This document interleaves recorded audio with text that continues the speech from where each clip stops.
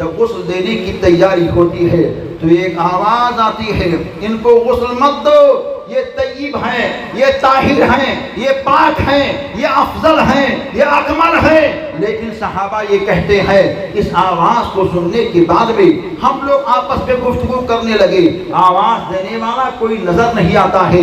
تعلیم ہے آقا کائنات پیغمبر اسلام کی، جب کسی کا وصال ہو جائے، انتقال ہو جائے تو اس کو غسل دیا جائے، یہ ان کی تعلیم ہے۔ اگر اس تعلیم سے ہٹ کر کے کام کیا جائے گا تو قیامت تک لوگ کیا کہیں گے؟ اس کے بعد میں دوسری آواز آتی ہے، ان کو نہلاؤ، ان کو غسل دو، ان کو اسی حال میں نہلاؤ۔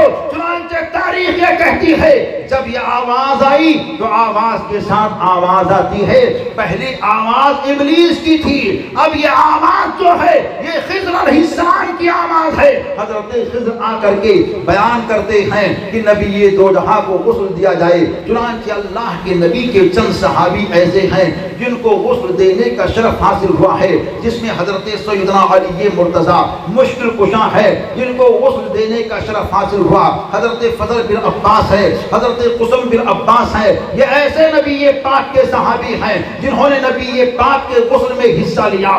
اور بھی خوش نصیب کچھ چند صحابی ہیں جنہوں نے غسل کے اندر بہت سارے کام کیے ہیں۔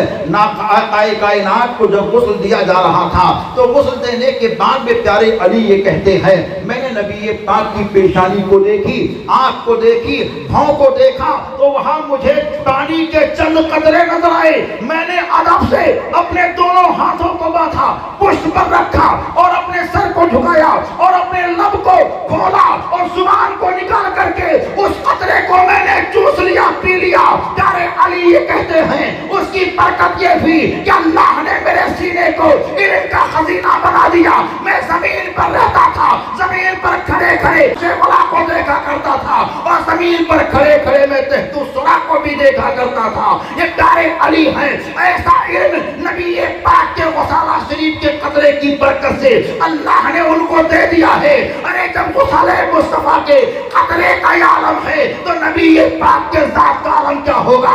جبھی تو دیوانہ یہ کہتا ہے جب ان کے گلا بھر دیتے ہیں شاہان زمانہ کی بھولی، خدام کا جب یہ عالم ہے مختار کا عالم کیا ہوگا؟ نبی پاک کی عظمتوں اور ان کی نکاحوں کی باتیں چل رہی ہیں۔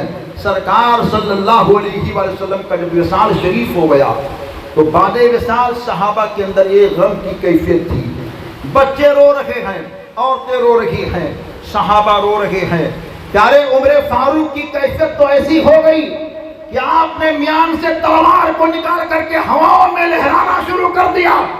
اب اگر کسی نے کہہ دیا کہ نبی یہ دو جہاں انتقال کر گئے تو اس کے گردن کو میں قلم کر دوں گا، جسم سے جدا کر دوں گا۔ حضرت عثمان کی کیفیت تو ایسی ہو گئی تھی کہ مسجد نبوی شریف کے اندر گئے، چٹائی کے اندر اپنی آنکھ کو لپیٹ لیا اور چھپ کر کے سسکیاں لے رہے ہیں۔ پیارے علی مرتضیٰ مشکل کشا کا حال بڑا بے حال تھا، سارے لوگ بے چین و بے قرار تھے۔ ایک ذات ایسی تھی جس ذات کا انتخاب ہم سب کے پیغمبر نے کیا تھا۔ آقا کائنات کی عدالت کا دور چل رہا ہے۔ نبی دو جہاں نے ام المومنین عائشہ صدیقہ سے کہا کہ وقت ہو گیا ہے نماز کا، ابو بکر کے تعلق سے کہلوا دو کہ لوگوں کو نماز پڑھا دے۔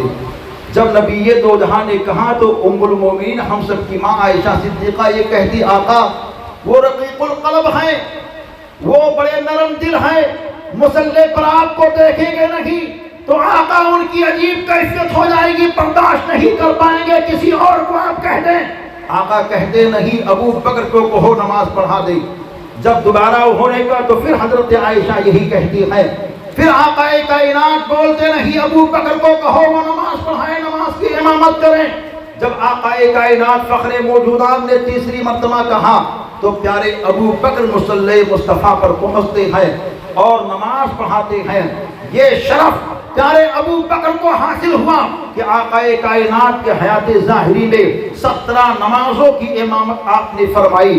گویا کہ مصطفیٰ جاری رحمت نے مجاز دے دیا کہ اے میرے چاہنے والوں، میرے وصال کے بارے میں، میرے دنیا سے جانے کے بارے میں جو میرے مصلی پر پہنچ کر کے پورے امت مسلمہ کی امامت کیا ہے، وہی میرے جانے کے بارے میں میرا نائب ہوگا، تمہارا رہنما ہوگا، تمہارا ابو بکر یہ کہتے ہیں میں نماز پڑھا رہا تھا، دو نماز کے درمیان ایک ایسی کیفیت بھی آئی ہوئی ہے کہ آقا کائنات حجرہ عائشہ کے اندر تشریف فرما ہے اور حجرہ عائشہ کے نورانی پردے کو ہٹا کر کے نمازیوں کی کیفیت کو دیکھنا چاہتے ہیں۔ ام المومنین عائشہ صدیقہ یہ کہتی ہے سرکار نے کھڑکی کو کھولی اور جب دیکھنا شروع کر دیا تو پیارے ابو بکر اور صحابہ یہ کہتے ہیں کہ سرکار کے نورانی چہرے مقدس کی نورانیت کا یہ عالم تھا کہ جب سرکار دیکھنے لگے تو پورے مسجد نبوی شریف کے اندر روشنی ہی روشنی، اجالا ہی اجالا، چمک ہی چمک دکھنے لگا۔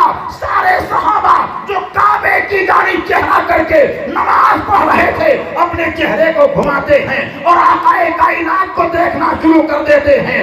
آج کا کوئی پپلا ملا ہوتا تو کہتا نماز رہی ہوئی ہے، مگر صحابہ ہیں، نبی کے عاشق ہیں، نبی کے دیوانے ہیں، نماز کی حالت میں چہرے مصطفیٰ کو دیکھتے ہیں اور دیکھ کر کے نماز کو پوری فرماتے ہیں۔ اگر نماز نہ ہوتی تو میرے آقا کہتے اے میرے پیارے صحابہ نماز کو دہرا لو، مگر نبی یہ دو جہاں کے دیوانوں نے ایسا کام کیا تو میرے مصطفیٰ نے منع نہ کیا بلکہ مجاز دے دیا۔ اے میرے پیارے صحابہ پہلے تم نے کعبے کی جانب چہرہ کیا تھا، اب کعبے کے کعبہ کی جانب تم نے چہرہ کیا ہے۔ جبھی تو بریلی کے تاجدار نے ایک محبت کی انجمن کو سجا کر کے دیوانوں کو بتایا پورب والوں کو قبلہ کعبہ ہے، پچھم والوں کا قبلہ کعبہ ہے، اتر والوں کا قبلہ کعبہ ہے، دکھن والوں کا قبلہ کعبہ ہے، ہندوستانیوں کا قبلہ کعبہ ہے، افغانیوں کا قبلہ کعبہ ہے، امریکیوں کا قبلہ کعبہ ہے، جاپانیوں کا قبلہ کعبہ ہے، ساری کائنات کے مسلمانوں کا قبلہ کعبہ ہے اور کعبے کا قبلہ در مصطفیٰ ہے۔ برجستہ یہ کہتے ہیں حاجیوں آؤ شہنشاہ کا روضہ دیکھو، کعبہ کو دیکھ چکے کعبے کا کعبہ دیکھو۔ زندہ باد